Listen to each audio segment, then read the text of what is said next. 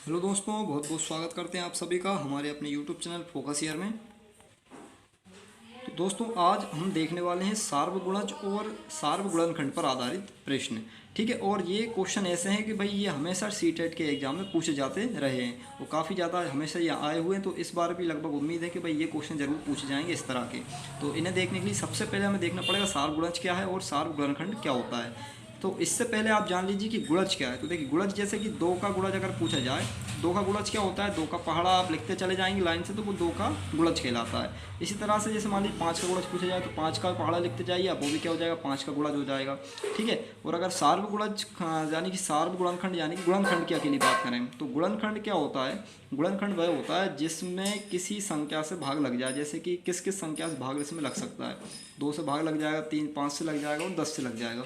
तो ये सभी क्या है, इसके गुणनखंड कहलाते हैं। अब बात कर लेते हैं छोटा सार्वगुणज क्या होता है। तो छोटा सार्वगुणज वही होता है जो लघुत्तम समापवर्ती होता है। तो लघुत्तम समापवर्ती यानी कि एलसीएम। तो एलसीएम अगर हम किसी संख्या का निकाल देंगे तो सार्वगुणज निकल जाएगा। ठीक है, छोटा सार्वगुणज। इसी तरह से बड़ा सार्वगुणनखंड की बात करें तो जो हम एचसीएफ निकालते हैं, तो एचसीएफ निकाल देंगे तो वो क्या बन जाएगा, बड़ा सार्वगुणज खंड बन जाएगा, बड़ा सार्वगुणनखंड बन जाता है। ठीक है, तो देखिए अब यहाँ पे इसका एग्जाम्पल हम देख लेते हैं एक। तो एग्जाम्पल देख लेते हैं, 10, 15 और 20 का क्या निकालना है, छोटा सार्वगुणज अगर ज्ञात करना है तो क्या करेंगे, सबसे पहले एलसीएम निकाल लीजिए। तो मैंने ये करके रखा हुआ है पहले से। तो देखिए एलसीएम निकालेंगे, 5 से काट दीजिए तो ये इस तरह से जाएगा। फिर 2 से डिवाइड कर देंगे, 3 नहीं कटेगा इसमें, तो फिर 2 से अकेला ये कट जाएगा। तो इस तरह से आप एलसीएम जानते होंगे, सीखना ज़रूरी है क्योंकि लास्ट टाइम चल रहा है परीक्षा का। ठीक है, तो अब देखिए, अब इसमें इनका सबका गुणा कर दिया, 5 दूनी 10, 10 दूनी 20 और 20 दिया 60, तो ये तो आ गया 60। तो ये 60 क्या है, ये इसका हो गया छोटा सार्वगुणज यानी कि एलसीएम आ गया। ठीक है, तो ये इसका सार्वगुणज निकाल लिया हमने। अब अगर बड़ा सार्वगुणनखंड की बात करें तो गुणनखंड कैसे निकलता है, आपको इन 10 और 15 और 20 का क्या निकालना है, एचसीएफ ज्ञात करना है यानी महत्तम समापवर्तक। ठीक है, तो इसको करने के लिए आपको 10, 15 और 20 को क्या डिवाइड करना है। जैसे मान लीजिए 5 से अगर इसको हम डिवाइड करते हैं तो 2, 3, 4 बचेगा। अब कोई ऐसी संख्या नहीं है जो 2, 3 और 4 को भी काट दे। मतलब कि सार्वगुणनखंड वही होगा जो इन तीनों संख्याओं को भाग कर देगा। ठीक है, विभाजित कर देगा। वो सबसे बड़ी संख्या ऐसी होनी चाहिए जो इनको सभी को क्या कर दे, विभाजित कर दे। तो देखिए अब 5 से काटने पर ये आ गया, यानी कि 5 क्या हो गया, इसका एचसीएफ हो गया है, मतलब बड़ा सार्वगुणनखंड ये हो गया है। तो चलिए अब हम इस पे आधारित कुछ क्वेश्चन देख लेते हैं। देखिए पहला प्रश्न, तो 200 और 400 के बीच में 30, 45, 60 का सबसे छोटा सार्वगुणज और फिर उसमें भाग करना है। इसके बाद 15, 24 और 45 का सबसे बड़ा सार्वगुणनखंड बराबर है। तो किसके बराबर होगा वो हमें बताना है। देखिए इसको करने के लिए सबसे पहले आपको 30, 45 और 60 का क्या निकालना है, एलसीएम निकाल लेना है, यानी कि छोटा सार्वगुणज ज्ञात करना है, इसलिए इसका एलसीएम निकाल लीजिए पहले। तो एलसीएम इसी तरह से हम निकालते हैं। अगर ये 15 से डायरेक्ट कट रहा है तो आप काट सकते हैं, 15 दूनी 30, 15 3 45 और 15 चौको 60। अगर और कट सकता है तो और काट दीजिए। देखिए 2 एकम 2, 3 नहीं कटेगा, 2 से फिर ये कट जाएगा, 2 दूनी 4, फिर 2 से कट सकता है, 1 नहीं कटेगा, 3 नहीं कटेगा, 2 एकम 2 और लास्ट में ये 3 से भी कट जाएगा। इस तरह से ही हम इसको काट सकते हैं। अब ये जो आए सारे टुकड़े इसके जो गुणनखंड आए, इन सभी का हमें क्या करना होता है, गुणा करना होता है। 15 दूनी 30, 30 दूनी 60 और 60 दिया 180, यानी कितना आया, 180 आया। तो ये 180 क्या है, ये इसका हो गया एलसीएम। तो ये एलसीएम हो गया, यानी ये छोटा क्या हो गया, छोटा सार्वगुणज हो गया। ये इसका क्या हो गया, छोटा सार्वगुणज। लेकिन हमसे पूछा था कि 200 और 400 के बीच में, तो 200 और 400 के बीच में अगर पता करना है तो आप इसको दुगना तिगुना ऐसा करके देख लीजिए। देखिए दुगना करेंगे तो 180 दूनी कितने हो जाएंगे, ये हो जाएंगे 360। तो 360 क्या, देखिए अपने 200 और 400 के बीच में है क्या, जी हाँ बिल्कुल है। देखिए 360 इन दोनों के बीच में हो जाएगा, यानी 360 तो हो गया क्या, इसका सबसे छोटा सार्वगुणज 200 और 400 के बीच का। अब उन्होंने कहा था कि भाई 15 और 24 और 45 इसका सार्वगुणनखंड निकालना है। तो गुणनखंड निकालने के लिए भी आपको क्या करना है, इसके इसी तरह से लघुत्तम टाइप से ही आपको गुणनखंड निकाल लेना है डिवाइड करके। ठीक है, तो अब ऐसी संख्या देखिए जो तीनों को डिवाइड कर दे। सबसे पहले 3 से कर दीजिए, 3 5 15, 3 8 24 और 3 1 3, 3 5 15, इस तरह से कट गई। अब क्या कोई ऐसी संख्या जो इन तीनों को भी क्या कर दे, डिवाइड कर दे। देखिए 5 से ये 2 तो कट जाएंगे लेकिन ये नहीं कटेगा। तो सार्वगुणनखंड की अगर हम बात करें तो सार्वगुणनखंड वही होता है जो एचसीएफ होता है। और एचसीएफ क्या होगा, जो इन तीनों को अच्छे से पूरा पूरा डिवाइड कर देगा। तो 3 अकेला ही ऐसा है जो इन सभी को डिवाइड कर पा रहा है। तो ये हो गया इसका सार्वगुणनखंड। ठीक है, सबसे बड़ा सार्वगुणनखंड। अब हमें इसमें क्या निकालना है, इसमें डिवाइड करना था। तो अब आप 360 और इसको 3 से डिवाइड कर देंगे तो आ जाएगा आपका 3 एकम 3, 3 दूनी 6, जीरो का जीरो, यानी 120 आ जाता है। तो ये इसका उत्तर हो जाएगा। देखिए यहाँ पर ऑप्शन में 120 है, तो ये इसका उत्तर हो गया। इसके बाद देखिए अगला क्वेश्चन देख लेते हैं। इस क्वेश्चन में लिखा है 36, 54, 60 का सबसे छोटा सार्वगुणज निकालिए और उसको 90 से भाग करके किसके बराबर वो आएगा वो हमें बताना है। तो देखिए सबसे पहले आप सार्वगुणज की बात करी गई, छोटे सार्वगुणज यानी एलसीएम की।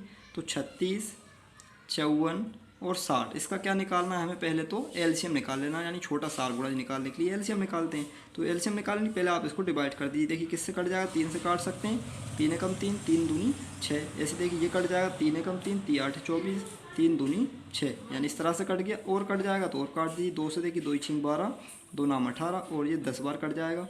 और 3 से काट सकते हैं, 3 दूनी 6, 3 3 9 और ये 10 नहीं कटेगा। इसके बाद ये 2 से 3 से और एक बार और कट जाएगा, 2 से भी काट लीजिए 2।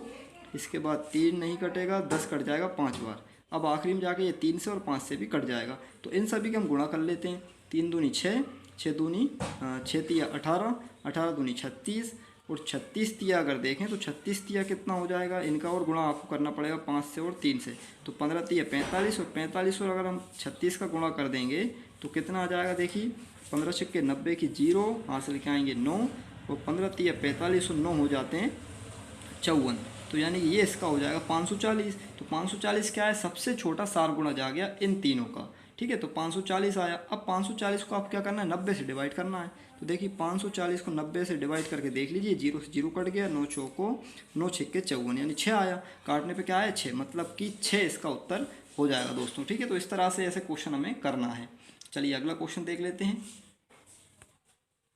तो देखिए अब जी अगला जो क्वेश्चन है इसमें लिखा है 30, 36, 42 के सबसे छोटे सार्वगुणज तथा सबसे बड़े सार्वगुणनखंड का गुणनफल क्या है। तो इनटू पूछा है। देखिए तो सबसे पहले आप निकाल लीजिए 30, 36 और 42, इसका क्या निकालना है, सबसे छोटा सार्वगुणज। तो सार्वगुणज यानी कि एलसीएम, तो पहले एलसीएम पता कर लीजिए।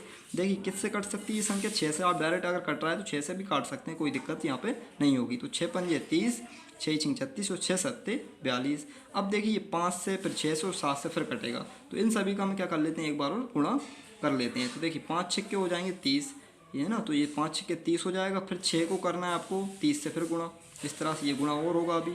तो अब इसको गुणा करेंगे तो आप देखिए 6 तिया 18, तो 18 हो गए यानी 180 हो गए। फिर 7 से कर देंगे तो ये हो जाएंगे आपके 0 और इसके बाद ये 18 सत्ते होते हैं 126, तो यहाँ पे आ जाएगा 126। तो इस तरह से ये हमने इसका गुणा कर दिया, यानी ये तो क्या आ गया, इसका सबसे छोटा सार्वगुणज आ गया। अब इसके बाद हमें इसका करना है सबसे बड़ा सार्वगुणनखंड। ठीक है, तो सबसे बड़ा सार्वगुणनखंड निकालने के लिए क्या करेंगे, देखिए गुणनखंड क्या होगा, इसी में से आप गुणनखंड भी कर सकते हैं, इसी में ही हो गया वैसे गुणनखंड तो, लेकिन फिर भी एक बार अलग से हम कर लेते हैं। देखिए तो ऐसी संख्या जो इन तीनों को डिवाइड कर दे, तो क्या कर सकता है, तीनों को डिवाइड 6 ही कर सकता है, 6 पंजे 30, 6 छिंग 36 और 6 सत्ते 42। अब कोई भी ऐसी संख्या नहीं है जो इनको भी डिवाइड कर दे। तो आपको दिखाई दे रहा है केवल 6 ऐसी संख्या थी जो तीनों को डिवाइड कर रही थी, इसलिए 6 क्या हुआ, इसका सार्वगुणनखंड हो गया है। अब हमें क्या करना था, इन दोनों का आपस में इंटू करना था, यानी 1260 था सार्वगुणज और 6 था इसका सार्वगुणनखंड, तो इनका इंटू करके बता देना है।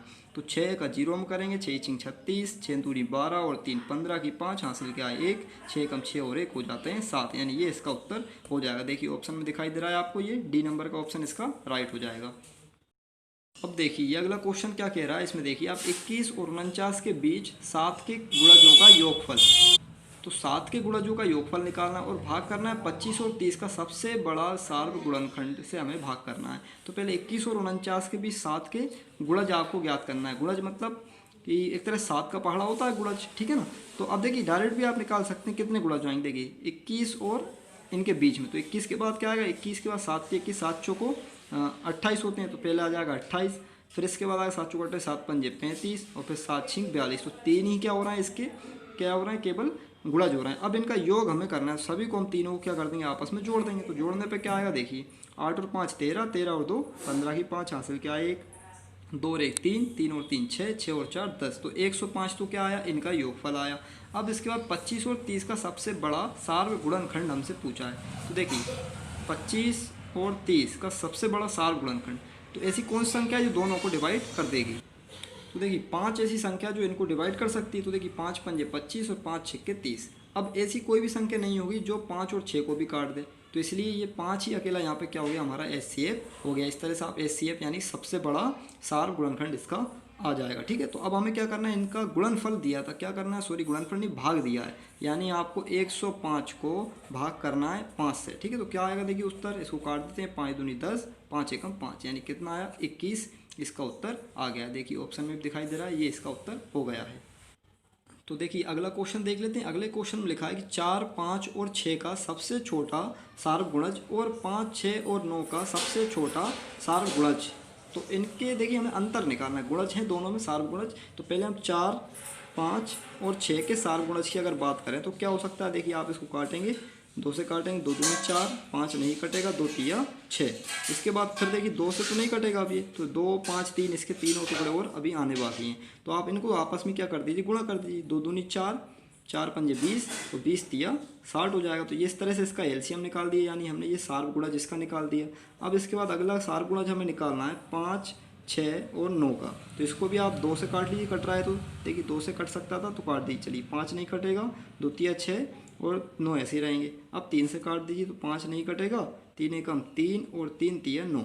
इसके बाद ये 5 और 3 से फिर कट जाएगा, तो आप इनका भी आपस में गुणा कर लीजिए, 2 तिया 6, 6 पंजे 30 और 30 तिया होते हैं 90, यानी 90 के आगे इसका सार्वगुणज आ जाएगा, सबसे छोटा सार्वगुणज। तो दोनों का हमें अंतर पूछा, देखिए अंतर क्या दिखाई दे रहा है, 60 और 90 के बीच में अंतर कितना आ रहा है, 30 आ रहा है, तो बस ये इसका उत्तर हो गया। तो ये इतनी आसानी से ये क्वेश्चन हम कर लेंगे दोस्तों। ठीक है, तो इस तरह का हमेशा क्वेश्चन आता है परीक्षा में, तो आप ऐसे ही हमारे साथ बने रहें, और हमारे चैनल को अगर आपने सब्सक्राइब नहीं किया तो चैनल को सब्सक्राइब भी ज़रूर कर दीजिए। बहुत बहुत धन्यवाद आप सभी का।